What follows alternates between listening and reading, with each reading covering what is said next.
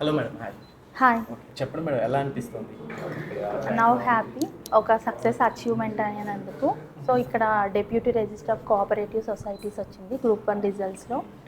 So next 2 days back release చేసిన group 2లో కూడా directorate of economics and statistics ఆ సర్వీస్ వచ్చింది.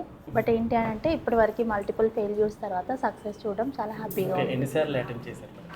ఏపీఎస్సీ అయితే 2 times ఇచ్చాను.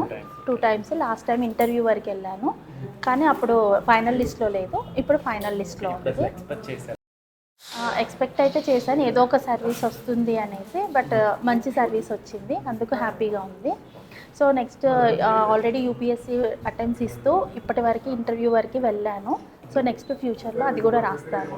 ఎలా ఉండేది మేడం ఇంట్లో సపోర్ట్ కావచ్చు, అంటే ఎలా ఉండేది సో ఇంటి నుంచి సపోర్ట్ అయితే పేరెంట్స్ నార్మల్గా చదువుకోవడానికి సపోర్ట్ చేశారు. ఫ్రమ్ ద లా ఎక్సలెన్స్ నుంచి ఇక్కడ నేను core batch student. So core batch నుంచి ఫ్రీగా మార్క్ టెస్ట్లు, ఆన్సర్ రైటింగ్ ప్రాక్టీస్, పర్టికులర్గా ఏపీఎస్సీ ఎగ్జామ్ స్టార్ట్ అయినప్పుడు మెంటర్స్ అనే వాళ్ళు ఉంటారు ఇక్కడ, వాళ్ళు గైడ్ చేసి తర్వాత ఇంటర్వ్యూ అప్పుడు కూడా communication skills Rambabu sir improve చేశారు. సో దానివల్ల అచీవ్మెంట్ వచ్చింది. ఎలా అనిపిస్తుంది ఫస్ట్ హ్యాపీగా ఉంది. అండ్ ఈ సక్సెస్ నా ఒక్కదాందే కాదు, సో ప్రతి ఒక్కరి కంట్రిబ్యూషన్ ఉంది కాబట్టి I share and dedicate to everyone.